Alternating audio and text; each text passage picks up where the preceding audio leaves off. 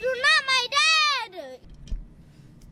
What up, Ho Biscuits? It's your girl Skitten, back at it again. If you guys haven't already seen it, I finally showed my best friend Meat Canyon, and it went about as well as you can expect. I'm not exactly sure who your best friend is exactly. I formerly had a best friend. Now, I don't know. I'm taking applications. I honestly thought you would be a lot more horrified. You took it very well. I already did videos with your husband. Did husbands with your video? Yeah. And he already tried to ruin it with some sad TikTok about a dead kid, so... What? Yeah. Spoilers! What? So...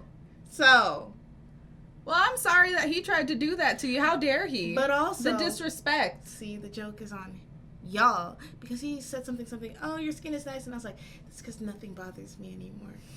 See? Because you're dead inside. No! Maybe. Whatever. The point is... You got a couple of you guys have been asking about our podcast. You can direct your questions to her.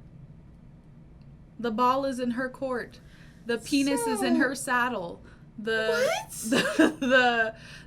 electrical outlet is by her fork. I don't fucking know. She has to pull the plug on it. Shouldn't I not be pulling the plug? Or plugging it in.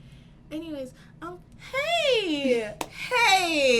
I'm gonna lean out of the frame. If you could just, I'm gonna zoom in on you. If you could just come in, yeah. Hey, internet friends, internet family. Ooh, family. Fast 9 tie-in. I'm gonna put Vin Diesel's face yes! over your face. Perfect. I knew you'd care. There is a podcast. Mm-hmm. How many episodes are we in? 10? Mm-hmm. Ish. Mm-hmm. Well, okay, you see what had happened was we got a little busy. I got a little busy. She was busy. Mm-hmm. People were busy. Mm-hmm. Things happened. And we haven't done an episode in a minute. Right. Because we agreed to not do any more episodes. No, hold on. Okay, so hold on. So, wait. Okay. I technically have the episodes. And I'm holding them hostage. Pay me. If you ever want to see here any of the episodes, ever pay me. I'm gonna make a ransom video. I'm gonna create a cool sketchy Cash App. Ooh, we'll do that tomorrow. Yeah, fun, exciting. I do think that we will be starting like a Patreon or something like that.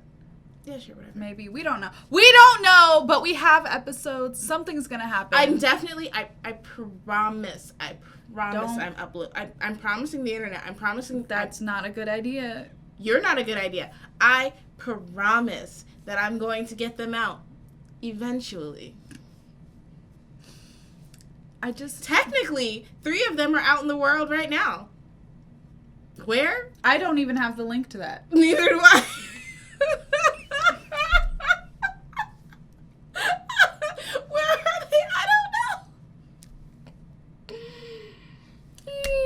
We are never gonna get to call her daddy status if you don't release these damn podcasts. How can we sell out if we never have a product? Yes, I hear you. I'm trying to make money. I hear you. So it'll be out eventually. Or it won't. I don't know. You guys might die without ever hearing it. No. I promise. Stop promising the internet things. You don't have to deal with them. I do. I know. So we are here to watch some overly sarcastic productions. This one is called Zahak the Serpent King. In real life, snakes are honestly fine. A little slithery, kind of hard to read, but broadly inoffensive. But there's something about him that just tickles the imagination, you know? You can't walk 5 feet these days without tripping over a mythological snake with crazy anomalous properties. Maybe they're the feathery forefather of humanity, or a many-colored harbinger of rain, or an eldritch abomination aiming to devour the sun, or any number of other slithery boys wending their coils through human mytho-history. Something about their sleek design just speaks to us, you know? But while mythical snakes span the whole moral spectrum, if there's one title that just screams evil, it's Serpent King. Nobody good has ever ever held the title Serpent King, and if you want proof, let's go back about 1,000 years to the opening chapter of the famous Persian epic The Shahnameh. Written by the poet Ferdowsi between 977 and 1010 CE, the Shahnameh, literally the Epic of Kings, is the national epic of Greater Iran and a very, very important piece of literature. It's also long. I would just like to say, They have a national epic. I mean, first of I'm all, jelly. yeah, we're weak sauce. Yeah. But also, Whack. I would just like to say that I feel like I could reform the title of Serpent King if it was bestowed upon me. No, you would definitely 100% be a tyrant. I You disagree. would eat babies. I You would eat never- the sun. I would You never 100% eat babies. Eat the sun. And you I would never Yeah, eat you'd be like, babies look, because little I would have to chicken eat tenders. too many of them to be full. No, you treat them like appetizers. Yeah, you would. You'd be like, oh, while my meal's being prepared, look, no, my baby. Yeah, you'd be like, 100%. Don't trust her. I disagree. I disagree with that. Long as balls, but conveniently subdivides into a lot of smaller stories. Sorry, what? I'm sorry. Balls? I paused and unpaused at a very inopportune time. Yeah, I feel like Balls? What? Very, very important piece of literature. It's also long as balls, but conveniently subdivides into a lot of smaller stories for easier consumption. Here's one of them. So the story begins with a quick rundown of some ancient mythical kings and all the cool stuff they did. Mostly important civilization things like inventing clothes and fire and irrigation, basic stuff like that. This line of kings does pretty well for itself until it produces Yamshid, who does really well for himself. So well, in fact, that he decides he's basically God and starts having people worship him. That's This is always a generally bad considered to idea. be That's you. unwise and has some unintended consequences. See, in Zoroastrianism, to put it very simply, the earth is basically a constant battleground between the forces of good and evil. Specifically, it's a proxy war between the beings Ahura Mazda, creator deity and ultimate good guy, and Angramanyu, later called Ahriman, the source of all evil and creator of various evil spirits called Devas. Not to be confused with the Devas in Hinduism, very different concept. In this model, it's the duty of humanity to do good and bring happiness because it bolsters the forces of good and helps in the cosmic battle against Ahriman. And that's why I stay in bed all day. so you won't do bad things. No, because that's a good thing. Is it a good thing or is it just not a bad thing? It's a good thing. Is it a good It's a thing very or good is it thing. just not a bad It's a thing? great thing. Very desirable thing to do. For you. To you. Contrast, doing bad stuff tips the scales the other way and empowers Ahriman to do more bad stuff. Now, by the time the Shahnameh was written at the turn of the 11th century, the dominant religion in Persia was Islam, which had locally overtaken Zoroastrianism a few centuries earlier. So the poet Ferdowsi was writing from an interesting position. The ancestral Iranian religion of Zoroastrianism was no longer widely practiced, and some of that culture was in danger of being erased. So similar to how the Prose Edda frames the Norse gods as something old and distant, the Shahnameh is framed mythologically while still actively preserving these ancient and culturally significant stories. Okay. But anyway, long story short, Yamshid does a big no-no and in the process tips the local cosmic balance towards evil. Ahriman gets a nice little power boost and starts sniffing around to cause some mischief. So he zips out into the desert to the kingdom of Thasus, ruled by the wise and just King Mirtas. Now Mirtas has a beloved son, Zahak, and Ahriman rolls up to the palace disguised as a nobleman and tells Zahak that he should enter a covenant with him, and if he does, he'll raise his head above the sun. Now Zahak is a nice boy, maybe a little bit gullible, so he thinks, Willikers, mister, that sounds nice pretty nifty, euphemisms. and agrees. Dumb. Step 1, kill your dad. Zahak doesn't really want to do that, but a deal's a deal, so he and Ahriman set a trap for Mirtas and kill him. Now Zahak is the king of Thasus. Nice. Ahriman teaches him some nifty magic and encourages him to be evil, but Zahak's not all bad. Casual. He's not a great king, but he's trying his best. So Ahriman changes tactics and zips around the back to change out his Groucho glasses and enters the palace in a different disguise, this time as a young man who offers to be a cook. Zahak doesn't see the harm in it and agrees, and Ahriman wastes no time in whipping up a meal fit for a king. Specifically, he changes the formerly vegetarian menu to include meat, and Zahak is so impressed by this dietary shift that he has the cook summoned before him so he can grant him a boon, and Ahriman asks only that he be allowed to kiss the king's shoulders. Well, we don't kink shame in this palace. Zahak agrees, and he probably shouldn't have, because after the deed is done, Ahriman is swallowed up by the earth and 2 venomous snakes sprout from Zahak's shoulders. Fun times. Well, Zahak obviously wants these snake shoulders out of his life, but they can't find any way to get rid of them. Enter Ahriman version 3, this time disguised as a learned scholar, who tells Zahak that the only way to tame a case of the old snake shoulders is to feed those bad boys human brains. Now, obviously, having a king with snake shoulders who eats human brains is not so good for the kingdom. Word begins to spread about this absolutely terrifying snake king, which is actually good news for the people back in Persia, who've been dealing with their own evil king for a good few centuries now. Rebel forces congregate in Thasus and declare Zahak the new Shah, and an army musters to march against Yamshid, who sees the writing on the wall and books it. He manages to evade capture for a good 100 years or so before He left! Self-preservation. You're a king! Right. You're supposed to fight to the death or something. Okay. This is the Sparta. only kings who do that are the dead ones. So. Live to fight another day. This is why I would be a good serpent queen. I would never abandon you guys. I just like touched her boob. I'm so sorry. She would just leave you guys to die. So, first of all, step one as serpent queen, sexual harassment. It was an accident, and I apologize, and I didn't even mean it like that. And it's just locker room talk. Please don't. Please don't. You know what? Also, if you didn't want me to do that, maybe you should have worn a less visible shirt. You wore.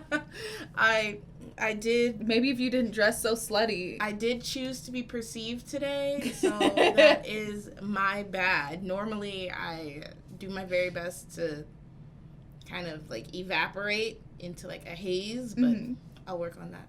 I apologize, usurper. I was gonna say my liege, but like, you're definitely an illegitimate queen. I'm not illegitimate. Definitely. Just because I killed the queen that came before me. Yes. Right off a cliff. So he leaves, and the snake man is here. We're fleeing.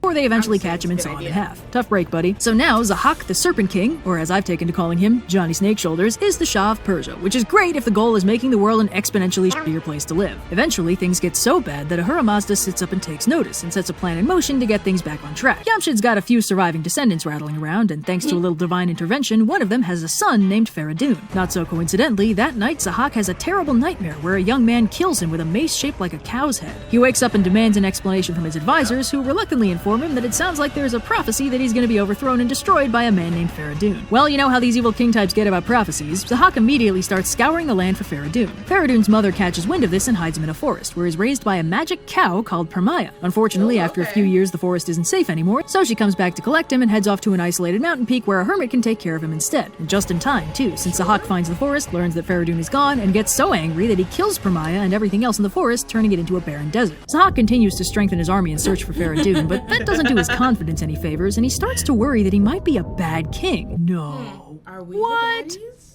No. Am I the villain? I don't think I'm the villain. Am I the drama? I'm not the drama. That's literally him. Literally. Yeah. Who's gonna argue with him? So naturally, he demands his citizens reassure him that he's actually a good king doing There a we really go. good job. Obviously, they do what he says because snake shoulders, but dissent is beginning to spread. This comes to a head one day when a blacksmith named Kava marches straight into the palace and demands an audience. Kava's had 17 sons, see, but 16 of them have been sacrificed to the king's snake shoulder situation, and now his last son has been chosen to die too. He demands that How do you have time for anything else? Why do you...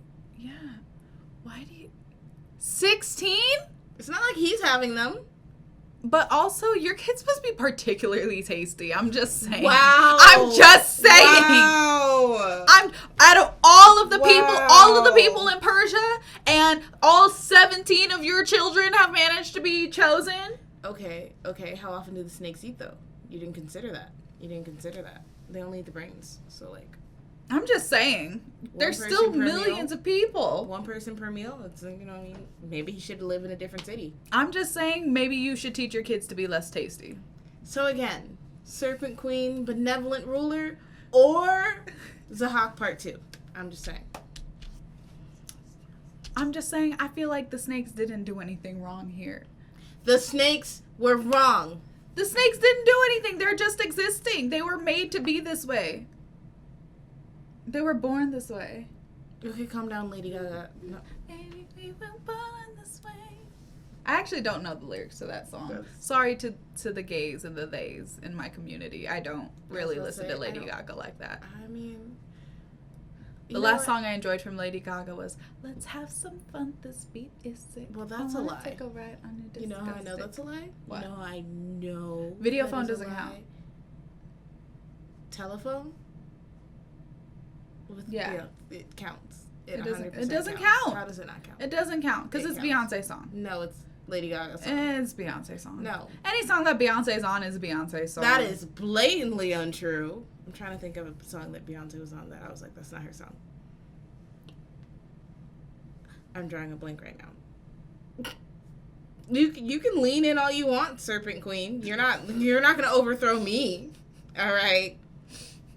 I said when I said, ooh, we should do problematic music opinions. No, on the next podcast that's not going to be released? Yeah, I'm down. And Zahak actually agrees. Then he asks Kava if he'll sign this official paperwork stating that Zahak is a good king, actually, to which Kava responds by ripping the paperwork into confetti and striding out of the palace while everyone is too stunned to stop him. He heads straight for the city square, tears off his blacksmith apron, uses it as a banner to rally the people in rebellion, and leads an army out of the city to go find the prophesied hero who will deliver them from the Serpent King. Give me this movie, Hollywood, you cowards! Meanwhile, Faradun is grown into a responsible— Actually, though, No, I don't. y'all want to make 1001 remakes, make this. Don't. No. Actually, no, because y'all I do will not want to see Scarlett Johansson. I was gonna say, y'all are just gonna cast some white person. Oh my god. It's gonna be our former Prince of Persia, Jake Gyllenhaal. Scarlett Johansson. Emma Stone. I was gonna say, which of the Emmas? Emma Stone, definitely. Benedict Cumberbatch. Yeah. Ooh. She was in his movie, Doctor Strange, White Lady. Ooh, Tilda Swinton. Thank you. Yeah, they love her. Ooh, and then for just a dash of color, they're gonna Zazie Beetz or Natalie Emmanuel. I'll give you that one. Yeah. Maybe Zoe Saldana if they're feeling like real spicy. Nah. Whoa. People still like her. We need a man. Idris Elba. Once again. They wouldn't cast every time. Idris. No, they're not gonna cast Idris. They're gonna cast that one black dude that like he always plays like the advisor or the trainer in the old timey movies. Old timey in like the ancient movies, like in Sparta. He was the guy who got kicked down the well in Sparta. This is madness. This is that was such that was a meme before. Yeah, but like that black guy, that's who they're gonna cast. I don't know his actual name. Was that a black guy? Yes. I'll pull up the picture. You guys will know who we're talking about. Okay, let's continue. And wise young man returned home to his mother and learned of his royal lineage and his destiny to destroy the Serpent King. He's ready to fulfill his destiny and is frankly getting kind of impatient waiting because he wants to kill the evil king now, but his mom says it's not safe to go alone, so he's gonna have to wait. This is around the time the massive army of rebels rolls up on the front line to ask if Faradun can come out and play. Now that they've got the manpower and the prophecy on their side, Faradun gears up in some kingly armor and has the rebels forge him a mace. And in honor of his old nursemaid, the business end of the mace is shaped like a cow head. Oh yeah, it's all coming together. So they march to the city, finding it actually mostly undefended, since coincidentally, Zahak is out with his army looking for Faradun. The people rally behind them and they invade the palace, defeating the Devas Zahak left to guard the place and setting Faradun on the throne as the new Shah. Now Zahak is none too pleased about this when he returns. He and his army besiege the city and there's a very dramatic battle, which our heroes win. Faradun whacks Zahak with his mace and is just about to kill him when he's stopped by Sraosha, a servant of Ahura Mazda, who tells him to imprison Zahak on Mount Damavand instead. Faradun follows his advice and binds Zahak under the mountain for all time. And so, thanks to a prophesied true king, a charismatic rebel leader, and a battle scene so ridiculous I literally cannot believe they haven't made this trope goldmine a movie yet, so ends the tumultuous tale of Johnny Snakeshoulders. Impale it on a spike. No, what are you talking about? Have him drawn and quartered and fried in oil. Hello? Have we learned nothing? Drawn and quartered and fried in oil. That's a thing that And this is your queen? This is your queen. All right. Okay. Well, thanks for watching Overly Sarcastic Productions with me. I had a great time. I feel like you also had a good time. And I learned not to give you too much power. I just feel like at that point in time, that would have been the correct course of action. That's not the right thing to do for every political opponent. So you're just gonna start tarring and feathering people. Do they deserve it? Sometimes I get concerned. Sometimes I'm just like, So, Dateline, when you're looking for an interview, just let me know when I'm ready. I hope you guys enjoy the video. Don't forget to leave your reaction requests and recommendations in the comments below. And other than that, peace out, Ho Biscuits. It's Skittin' Lit.